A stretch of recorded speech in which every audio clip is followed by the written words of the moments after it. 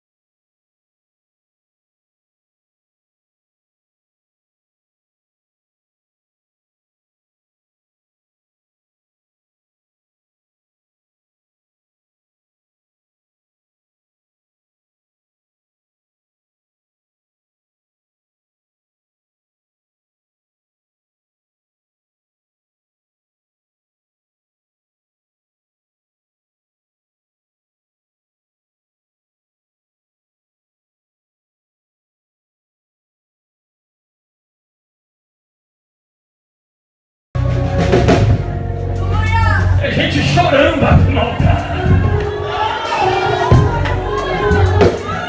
Jesus te chama hoje para mudar a tua história. Ele diz: tu é minha princesa, tu é meu príncipe. Eu te criei com a minha mão na barriga da tua mãe para eu morar dentro de você. Eu quero te dar alegria, propósito de resistência. Tu não é um ser esquerda, tu nem falou para Jesus. E hoje Jesus te chama, se você quiser esse propósito.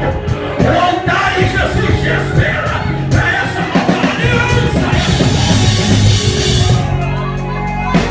Não te detenhas se as lágrimas rolarem e as batidas do teu coração acelerarem. É Ele mexendo no secreto da gente, no lugar que ninguém conhece. Mas Ele viu e sabe curar. Ele viu e sabe o remédio pra curar toda ferida. Jesus, tua presença é o que eu mais quero. Jesus, tua presença é o que eu mais quero. Jesus, eu não quero ouro nem prata, só quero que fome de mim. Que presença é essa? Presença que mexe nas formas ocultas de Deus na gente, que causa arrepio e a gente sente que eu perco dinheiro e perco amigo, só não quero descer. Sua presença, sua presença, sua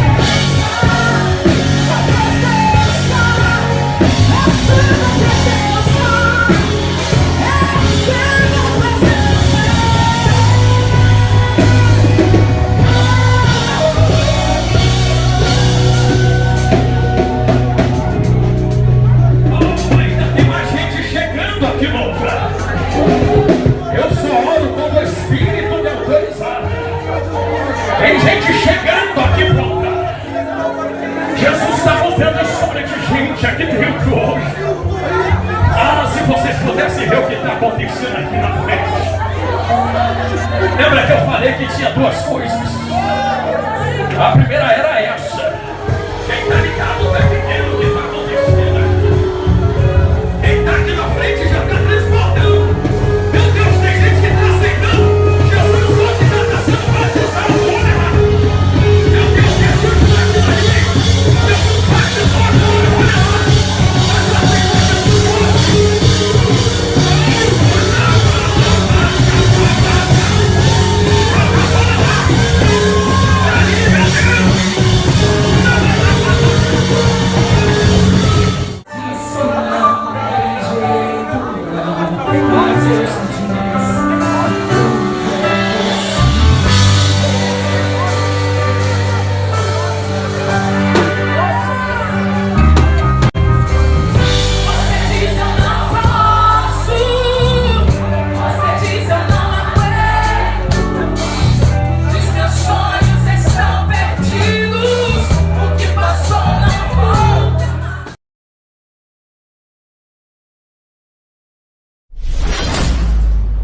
Assim está escrito na palavra de Deus.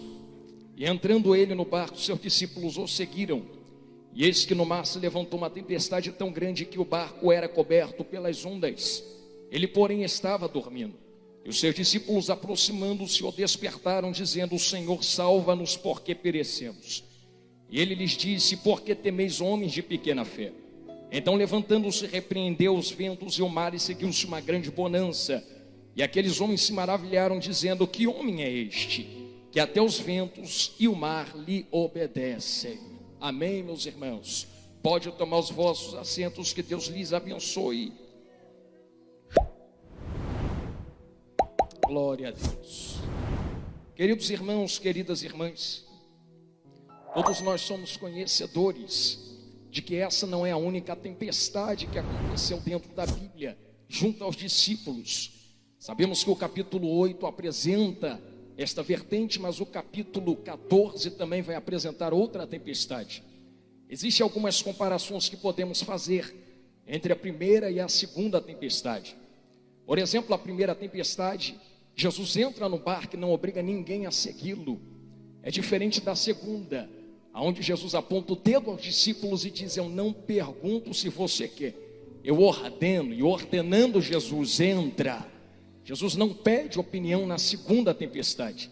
Durante a primeira tempestade, os discípulos olham a Jesus no final dela e perguntam: que homem é esse? Denotando que não conhecem quem é Jesus, apesar de andar com ele para cima e para baixo. Na segunda tempestade, após Jesus chegar andando sobre as águas, aqueles mesmos que diziam: não conheço quem ele é, são os mesmos que dobram o joelho diante de Cristo, dizendo: esse é o Filho de Deus. E é esse que o vento tem que respeitar. Você conhece a história, você leu comigo, e Jesus está dormindo, e por Jesus dormir, a tempestade se levanta. Então fica bem claro que tempestade não se levanta porque Jesus estava acordado. Jesus estava dormindo, e é por isso que a tempestade se levantou. Então dá a ideia de que se Jesus estivesse acordado, tempestade nenhuma estaria acontecendo. Mas eu não sei se os irmãos inclinam a vossa mente, o vosso coração a esse pensamento. Quando tem alguém conversando comigo, falando comigo, eu não consigo pregar os meus olhos.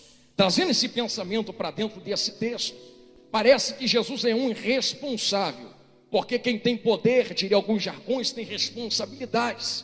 E se Jesus tem poder e lidera esses discípulos, tem responsabilidade e cuidado sobre as vidas deles.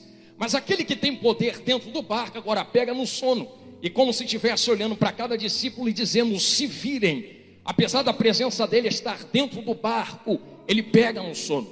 Jesus não dorme porque é um irresponsável. Jesus dorme porque não havia mais ninguém para conversar com ele.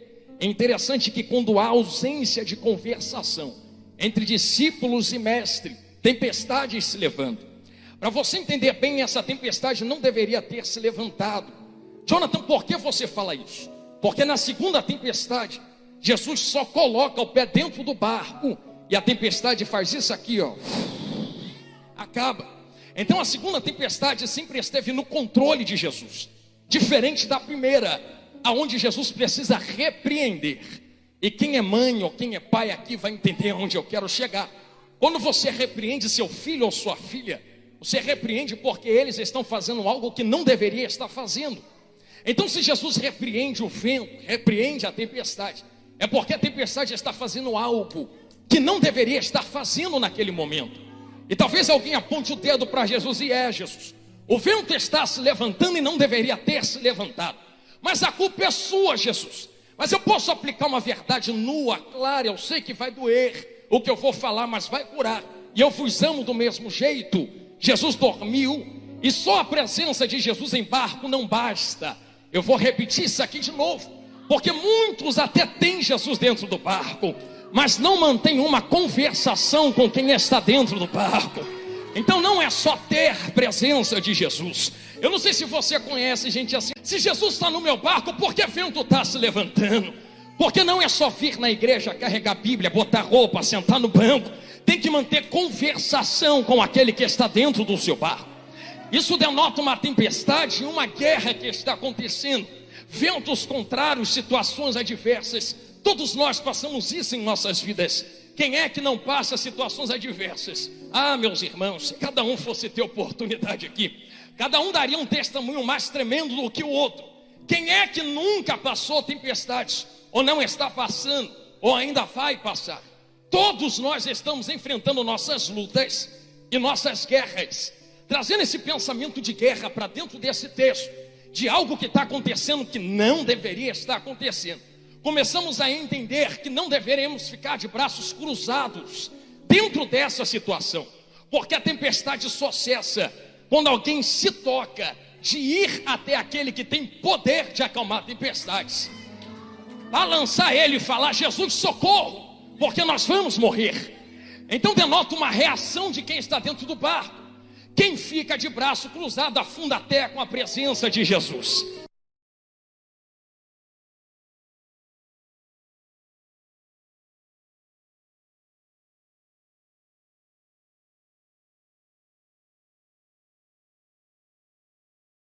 Eu lembro quando eu casei com a minha vaza, Graziele, nós tínhamos um terreno que pagamos e parcelamos até Jesus voltar. Eu lembro que eu fiquei quase 2 anos e meio fazendo obra para levantar a casa lá. Eu lembro de cada vez que eu fui cavar sapato embaixo do sol, que eu fui virar concreto embaixo de chuva. Eu lembro quando eu levantei ferragens. Eu lembro quando eu e o pedreiro colocamos tijolo, colocamos a laje. Eu me lembro até hoje quando nós embolsamos, quando colocamos janelas. Eu me lembro de cada detalhe da obra.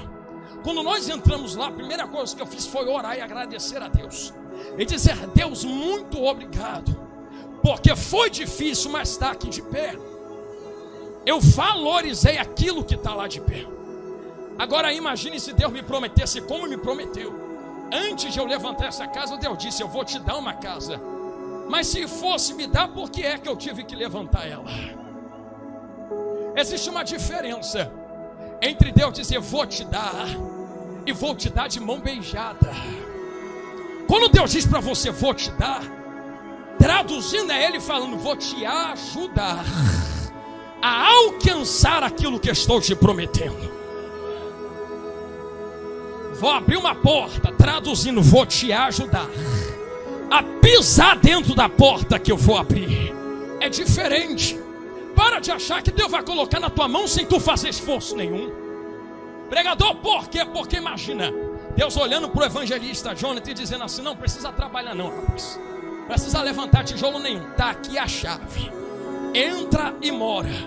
Imagina eu entrando, morando lá, a janela quebra. Eu ia olhar para a janela quebrada e ia falar: deixa aí, não paguei preço nenhum aqui mesmo. Imagine eu em bolso começando a rachar e eu dizendo: deixa, é só vender e comprar outra. Eu não suei nada por isso aqui. Para que eu vou valorizar algo que eu não paguei preço nenhum? Toda vez que junta uma teia de aranha no meu teto, primeira coisa que eu faço: cadê a vassoura? Eu vou limpar isso aqui. E se alguém me perguntar o porquê, eu vou dizer porque eu valorizo. Valoriza por quê? Porque eu sei o quanto eu suei e o preço que eu paguei para estar lá dentro hoje. Então só valoriza o que Deus dá quem passou 40 anos de deserto para entrar em terra prometida. Por isso, quando o povo está entrando, Deus manda parar. Era Deus dizendo: olha, valoriza o que eu estou entregando na mão de vocês, porque eu não estou entregando qualquer coisa. Muitos desejariam estar recebendo o que vocês estão recebendo, mas valoriza o que eu estou colocando. Porque, Jonathan, simples, porque teve um preço pago para poder estar recebendo aquilo que Deus está dando. Teve gente que chorou, tem uma história. Teve gente que suou para esse negócio estar do jeito que está. Então eu não posso simplesmente abandonar e dizer: deixa do jeito que está. Eu tenho que valorizar aquilo que Deus coloca na minha mão. Eu sei que vai apertar, vai doer, mas eu também sei que vai curar. Sabe por que muitas das vezes você consegue enxergar pessoas que estão 40 anos trabalhando com afinco e com amor na obra de Deus, sem se permitir entrar na rotina, mas todas as vezes fazendo como se estivesse no primeiro amor? É muito simples. Valorizam aquilo que Deus coloca nas suas mãos, porque sabem o preço que foi pago para aquela coisa estar do jeito que está hoje. Eles olham para trás e vê toda a história, vê todos que dobraram o joelho, vê todos que oraram por aquilo, vê todos que morreram para aquilo estar de pé, e dizem: como posso eu abandonar algo tão grande à mercê, se eu sei a história que isso teve? Ah, Jesus falou, sei que doeu, mas curou. Vou falar de novo. Tem história no que Deus coloca nas nossas mãos. Por isso não podemos fazer de qualquer maneira. Precisamos valorizar aquilo que Deus nos dá.